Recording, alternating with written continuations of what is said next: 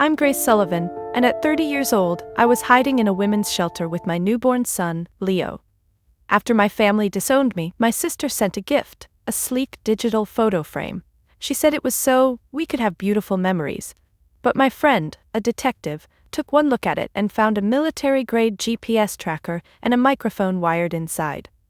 My own sister was spying on me. I realized with cold terror that they didn't just want me gone, they wanted me silenced forever. Before I share how I fought back, tell me where you're from in the comments and don't forget to like and follow.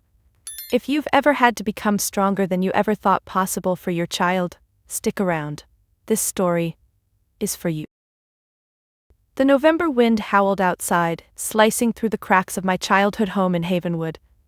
I sat at the mahogany table in the kitchen, its weight as oppressive as the silence that hung heavy in the air. My hands trembled as I folded tiny baby clothes, socks no bigger than my thumb, onesies Mark had picked out before everything fell apart.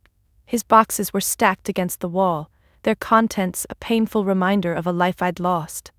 My family had insisted I clear out our apartment, as if erasing him would erase my grief. 39 weeks pregnant, widowed, and back in a house that never felt like home. I was drowning in their judgment. The first contraction hit like a quiet warning, a tightening that stole my breath. I pressed a hand to my belly, waiting, hoping it was a false alarm. But another came, sharper, more insistent. Panic clawed at me, not just from the pain but from the realization I'd have to ask for help. My father, Judge Richard Harris, was upstairs barking orders about the charity gala that consumed him.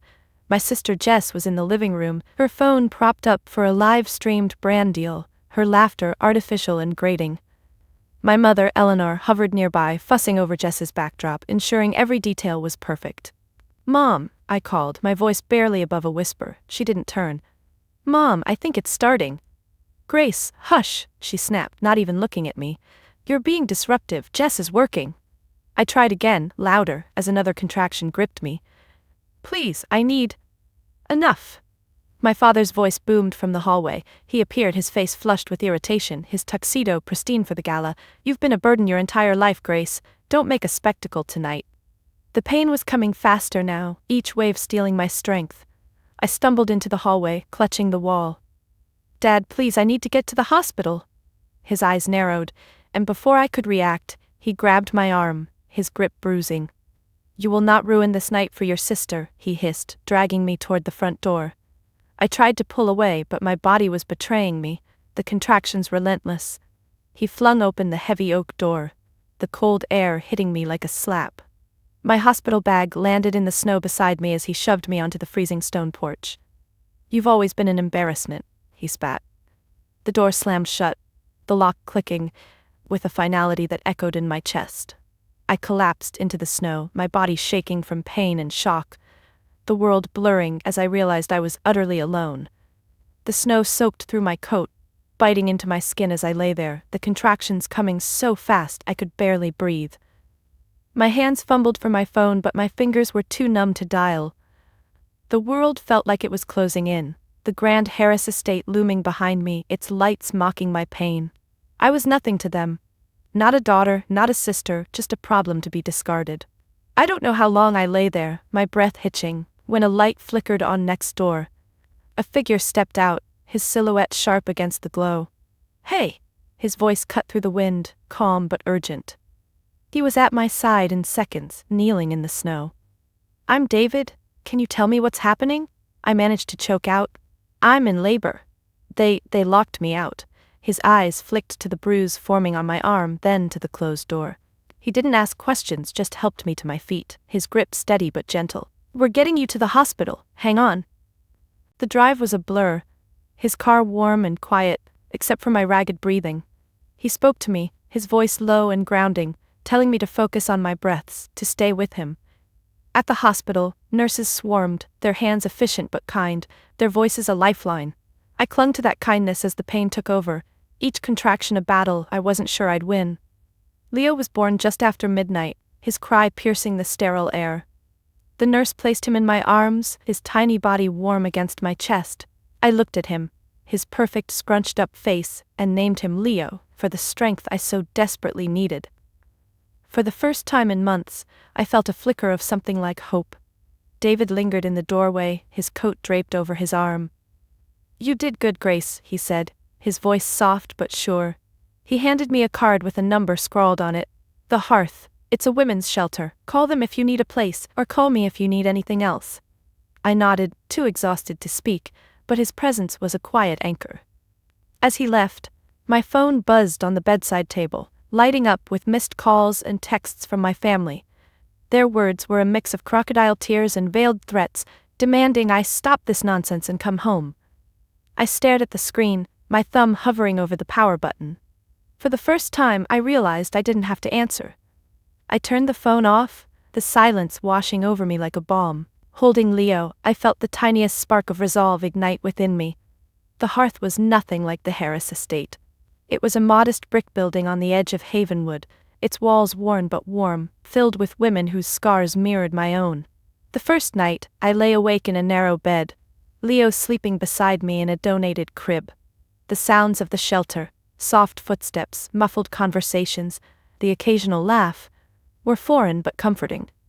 For the first time, I wasn't the Harris family problem. I was just Grace, a new mom trying to survive. The women at the Hearth were survivors, each with a story that made my own feel less isolating. Maria, who'd fled an abusive husband, taught me how to swaddle Leo properly. Sarah, a former addict rebuilding her life, slipped me extra diapers when supplies ran low. Their kindness was practical, unpretentious, and it chipped away at the shame I'd carried for so long. David checked in every few days, always with a coffee or a bag of groceries, his detective's eyes scanning the room like he was cataloging every detail. "You're keeping those messages, right?" he asked one afternoon, nodding at my phone. "Every voicemail, every text. Document everything." I nodded, showing him the notebook where I'd started transcribing my family's harassment. Their messages were relentless. Jess's sugary apologies laced with guilt trips, my mother's lectures about family duty, my father's thinly veiled threats to fix this mess. Each word was a reminder of the porch, the snow, the lock clicking shut. One morning, a package arrived at the shelter, addressed to me in Jess's looping handwriting. I tore it open, expecting another manipulative gesture, and found a sleek digital photo frame. The card read, "So you and Leo can have beautiful memories, we miss you." The words felt like a slap, too polished, too perfect. I showed it to David during his next visit, my stomach twisting with unease. He turned the frame over in his hands, his brow furrowing. "Mind if I take a look at the wiring?" he asked, his tone too casual. I nodded, trusting the instinct that had gotten me to the hospital that night. The next day, David was back, his face grim. He sat across from me in the shelter's common room, Leo asleep in my lap. "Grace," he said, his voice low. "The frame had a GPS tracker and a microphone. High-end stuff. Someone was watching you. Listening." The words hit like a punch, stealing my breath. My own sister. Jess, with her perfect smile and her curated life, had sent a Trojan horse into my sanctuary. The Hearth, the one place I'd started to feel safe, was tainted now. Every creak of the floorboards, every shadow in the hallway, felt like a threat. I looked at Leo, his tiny chest rising and falling, and the paranoia clawed at me. How far would they go? What else were they capable of? David leaned forward, his eyes steady. "You're not alone in this, Grace. We'll figure it out, but you need to be careful." I nodded, my throat tight, but his words were a lifeline. The shelter was still a refuge, but it was fragile, and I knew I couldn't stay forever. Holding Leo a little tighter, I realized I had to start fighting, not just for me, but for him. The spark of resolve from the hospital was growing, flickering into something stronger, something that might just keep us alive. Life at the Hearth settled into a rhythm, each day a small victory. I learned to change diapers one-handed, to soothe Leo's cries with a lullaby I made up on the spot. The other women became my anchors. Maria's quiet strength, Sarah's sharp humor. They didn't judge me for my past, didn't care about the Harris name or the scandal I'd supposedly caused. For the first time, I felt like I belonged somewhere. But my family's shadow loomed. The voicemails kept coming, each one a fresh wound. My father's voice, cold and commanding, demanded I stop this nonsense and come home. Jess's messages were worse, her tone dripping with false sweetness, as if she hadn't sent that photo frame to spy on me. I kept transcribing, my notebook filling with their words, each one a piece of evidence I wasn't sure how to use. David's visits were a constant, his presence grounding in a way I couldn't explain. He'd bring me coffee, ask about Leo, and then, almost as an afterthought, remind me to keep documenting. "You're building a case, Grace," he said one day, his eyes serious. "You don't know it yet, but you are." I wasn't sure what he meant, but I trusted him. He'd seen me at my lowest, crumpled in the snow, and he hadn't looked away. That meant something. Then the attorney called. Her name was Linda, her voice crisp but kind over the phone. "Grace, I need to meet with you, it's about Mark's estate." I met her at a diner on the edge of town, Leo in a carrier beside me. Linda slid a folder across the table, her expression unreadable. "Mark named you and your unborn child as the sole beneficiaries of his estate," she said. "His shares in the Havenwood Municipal Development Project, his life insurance policy, it's all yours. We're talking millions." I stared at her, the words not sinking in. Mark had been an architect, brilliant but modest. I knew he'd been working on something big, but millions? It didn't make sense. "Why didn't I know about this?" I asked, my voice shaking. Linda's eyes softened.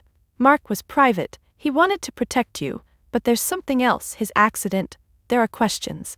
That night, I couldn't sleep. The word accident echoed in my mind, sharp and wrong.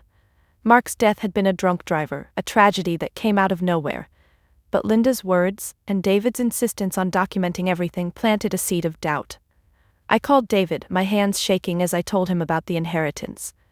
"Grace," he said, his voice steady but urgent, "we need to look into this. Can you meet me tomorrow?" The next day he showed me the police report on Mark's accident. It was thin, barely a page, full of holes. The driver, a transient with a rap sheet, had died in custody a week later, an overdose, the report claimed. The case was closed so fast it felt deliberate. David's jaw tightened as he read it. "This stinks," he said. "I'm pulling some strings, we'll get answers." That night, I went through Mark's boxes, now stored in a unit David had helped me rent.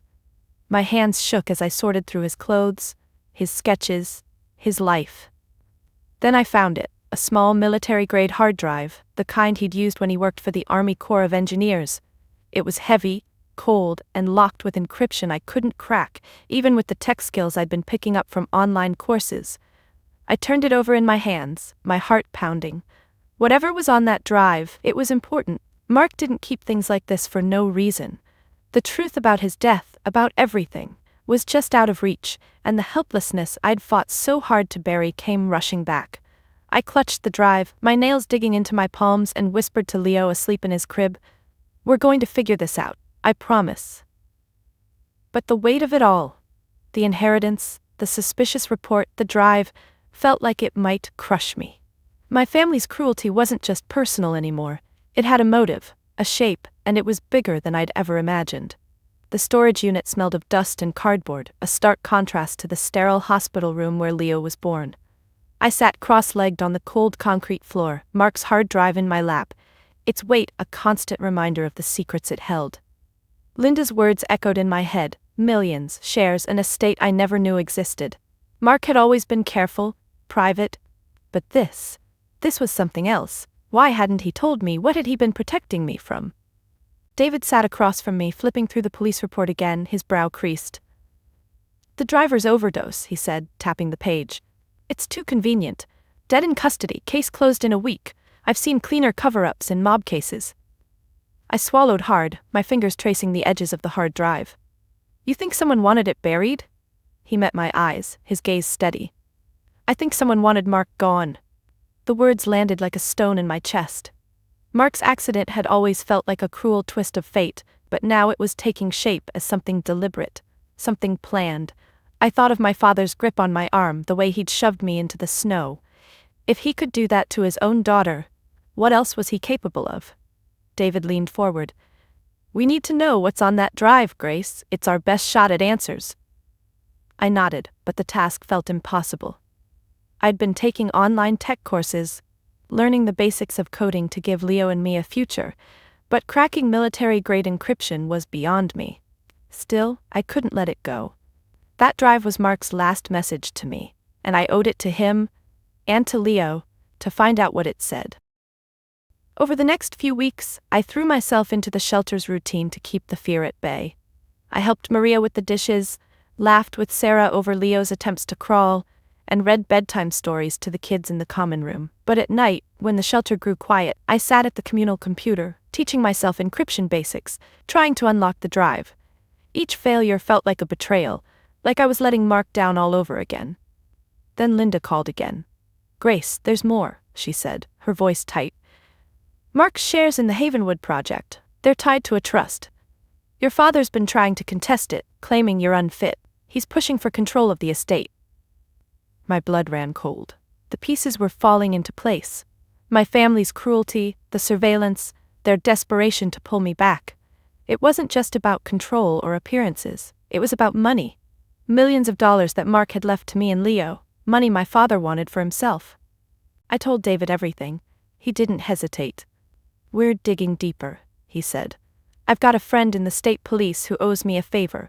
We'll pull every record on that project, every transaction tied to your father." That night, I held Leo close, his soft breath steady against my chest. The drive sat on the nightstand, a silent challenge. I whispered to him, "We're getting closer, little lion. We're gonna make this right." The breakthrough came on a rainy afternoon, when David showed up at the hearth with a thick folder. "My contact came through," he said, spreading papers across the table. "The Havenwood project. It's a gold mine, but it's dirty. Shell companies, offshore accounts, names that don't add up. Your father's name is all over it, but he's buried it deep." I stared at the documents, my heart pounding. "What does this mean?" "It means Mark was onto something," David said. "He was the lead architect. If he found evidence of fraud, he'd have been a threat." The word threat hung in the air, heavy and sharp. I thought of Mark's late nights, his cryptic comments about cleaning things up at work. I'd thought he was stressed about deadlines, not uncovering a conspiracy. The guilt hit hard. I should have asked more, pushed harder. But I'd been so caught up in my pregnancy, in our plans for the future, that I'd missed the signs. David's voice softened. "Grace, this isn't on you, but we need that drive. Whatever Mark knew, it's the key." I nodded, my resolve hardening. The helplessness was still there, clawing at the edges, but it was losing ground to something fiercer. A need to know the truth, to protect Leo, to reclaim the life Mark and I had dreamed of. That evening, I sat at the computer, the drive plugged in, my fingers trembling as I tried another decryption tool. The screen flashed an error, then another. I wanted to scream, to throw the damn thing across the room. Instead, I closed my eyes, picturing Mark's smile, the way he'd believed in me, even when I didn't believe in myself. "Come on, Mark," I whispered. "Help me out here." When I opened my eyes, the screen was different. A prompt I hadn't seen before. I typed in a guess, Leo's birth date, the day everything changed. The drive clicked, and a folder opened. My heart stopped. It wasn't just the truth about Mark's death. It was everything. 3 years had passed since that night in the snow, and I barely recognized myself. The hearth had been a lifeline, but I'd built something beyond it. I'd earned my GED, completed a tech apprenticeship, and landed a job as a junior cybersecurity analyst. It wasn't glamorous, long hours, modest pay, but it was mine. Leo and I had a small apartment now with a second-hand couch and a crib I'd painted myself. It was simple, but it was ours. Leo was 3, all boundless energy and curious eyes. He'd point at my laptop and ask, "What you doing, Mommy?" I'd smile and say, "Keeping us safe, little lion." But at night, when he was asleep, I'd pull out Mark's hard drive. I'd cracked the first layer of encryption that rainy day, revealing love letters and photos that broke my heart all over again. But there was a hidden partition, locked tighter than the rest, and it haunted me. I'd taught myself enough to know it was serious, military grade, the kind of thing you don't lock away unless it's dangerous. I spent nights poring over forums, learning about ciphers and backdoors, driven by the need to know what Mark had died for. Each breakthrough felt like a conversation with him, like he was guiding me from wherever he was. Then, one night, it happened. I'd been working on a brute force algorithm, tweaking it for hours, when the screen flashed green. The partition opened, and I froze. There were files, hundreds of them. Bank records, emails, blueprints for the Havenwood project. And there, in black and white, was the truth. My father, Judge Richard Harris, had been using the project as a front for a money laundering scheme. Mark had found out, documented everything, and was ready to blow the whistle. His accident wasn't an accident, it was murder. I sat back, my hands shaking, the room spinning. My father had taken everything. My husband, my safety, my sense of self. The anger was a wildfire, burning away the last of my fear. I wasn't the scared girl on the porch anymore. I was someone new, someone who could fight back. The next morning my phone rang, a blocked number. I almost didn't answer, but something made me pick up. My father's voice came through, not booming like usual, but brittle, almost pleading. "Grace, it's Jess. She had a breakdown, she's in the hospital, she keeps asking for you, please, your mother is falling apart." I gripped the phone, my heart racing. Jess, the sister who'd spied on me, who'd chosen her perfect life over me. My father, the man who'd locked me out, now begging. It was a trap, I knew it, but it was also a test. The old Grace would have run back, desperate to fix things, to be the good daughter. But I wasn't her anymore. "I'll think about it," I said, my voice steady, and hung up. I called David immediately, telling him everything, the drive, the files, my father's call. He was quiet for a moment, then said, "This is it, Grace, we've got him, but you need to be smart. If you go, I'm coming with you." I looked at Leo, playing with his toy lion on the floor, and felt a surge of strength. My father thought he could manipulate me, pull me back into his world, but I wasn't going back to be his daughter. I was going back to end this. I drove to the Harris estate in my own car, a reliable sedan I'd bought with my own money. The grand house loomed ahead, its stone facade as cold as ever. I wasn't the trembling girl who'd been thrown out years ago. I was poised, my expression unreadable, my heart a steady drumbeat of purpose. David followed in his car, ready to step in when I gave the signal. My mother opened the door, her face a wreck of smudged makeup and trembling lips. "Grace," she whispered, reaching for me. I stepped back, keeping my distance. "Where's Jess?" I asked. "In the hospital," she said, her voice breaking. She's not herself." My father appeared behind her, looking older, haunted. "You came," he said, as if he'd won something. I didn't respond, just followed them inside. The house felt like a tomb, all polished surfaces and hollow echoes. My mother led me to the study, pointing to a framed document on the wall, my birth certificate, displayed like a trophy. "The new owners are coming tomorrow," she said, her voice thick with false sentiment. "I thought they should see this, our family history." I stared at the frame, my blood simmering. Family history, the lies, the betrayal, the blood on their hands. I walked to the wall, my movements deliberate. "A memory, you said," I said, my voice quiet but heavy with intent. I lifted the frame, removed the birth certificate, and slid in a printed ledger from Mark's hard drive, a damning record of my father's illicit transactions. I hung it back on the wall, the glass catching the light. "That's the truth of this house." My parents froze, their faces draining of color. My father's eyes widened, his hands trembling. What is that?" he stammered. "The truth," I said, meeting his gaze. "Mark found it, you killed him for it."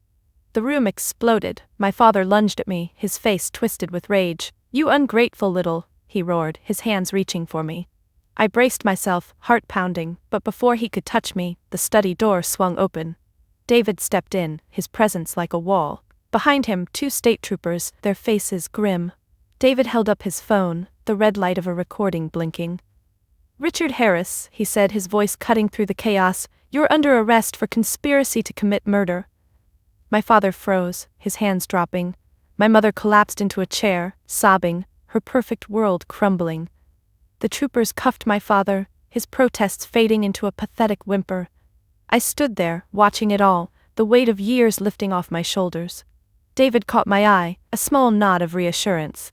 He'd been recording since we arrived, waiting for my signal. I'd done it, I'd faced them, exposed them, and walked away unbroken. Later I learned Jess had cracked at the hospital. Guilt, fear, the weight of her role in covering for our father, it had all come crashing down. She confessed everything to a detective David had stationed there, spilling details of how she'd helped hide the truth about Mark's death. She'd chosen comfort over courage, she said, and now she was paying the price. As I drove away from the estate, the sirens fading behind me, I felt the storm I'd carried for so long begin to quiet. I wasn't free yet, but I was closer than I'd ever been. The sirens wailed as they took my father away, their red and blue lights painting the Harris estate in streaks of chaos. I stood in the driveway, my breath visible in the cold air, watching the man who'd once been my entire world shrink into nothing. My mother's sobs echoed from the study, a sound I'd never heard before, raw, broken, stripped of her usual poise. For years I'd craved their approval, their love, but now, as the police car disappeared down the street, I felt only a strange, hollow relief. David stood beside me, his hand hovering near my shoulder, not quite touching.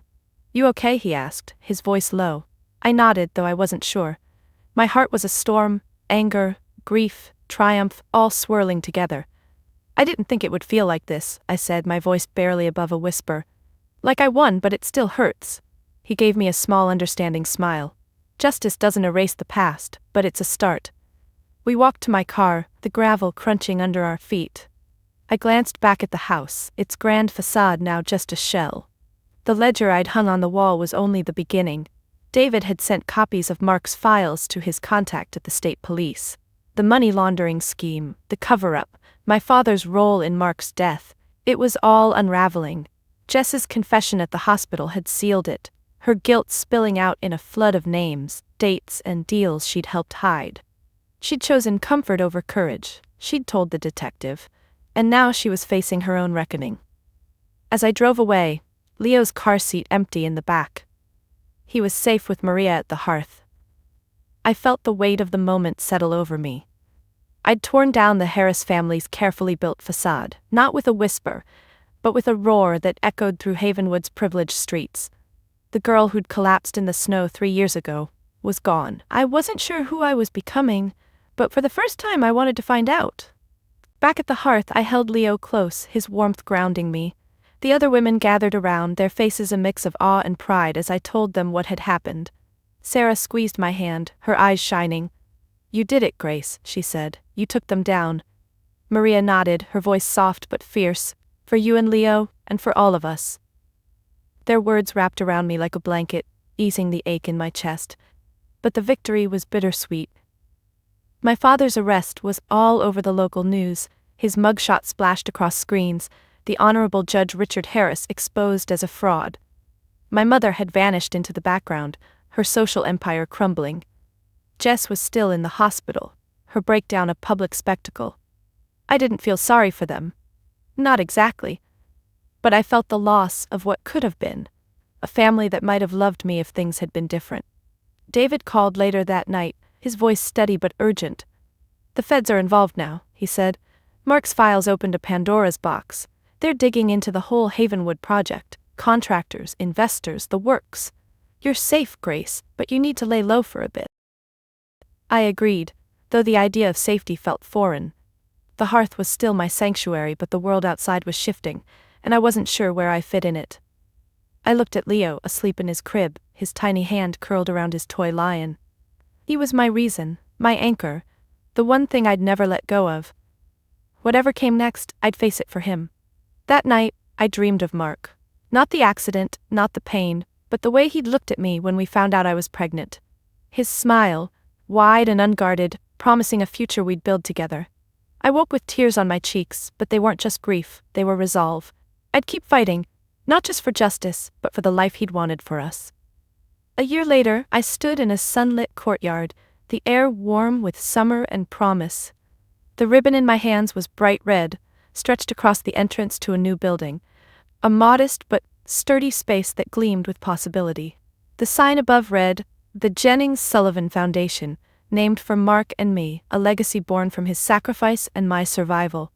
Today was the grand opening, and Havenwood buzzed with people, local reporters, community leaders, women from the hearth, their faces beaming with pride. The foundation was my answer to the past. Using Mark's inheritance and my own tech skills, I'd built something real, a non-profit offering legal aid, tech training, and shelter for domestic abuse survivors. The hearth was our first partner, its brick walls now a symbol of hope for so many. I'd poured everything into this, every late night, every hard-won lesson, every tear. It wasn't just for me or Leo, it was for Maria, for Sarah, for every woman who'd ever felt like they didn't belong. Leo, now 4, darted through the crowd, his laughter bright as he chased a balloon. I watched him, my heart swelling. He was my lion, fearless and full of life, untouched by the darkness of my past. David stood nearby, his quiet presence a constant as always. He'd left the police force after the case broke, taking a job teaching self-defense to women at shelters. "You're a force, Grace," he said, catching my eye. "Mark would be proud." I smiled, the words sinking deep. "I hope so."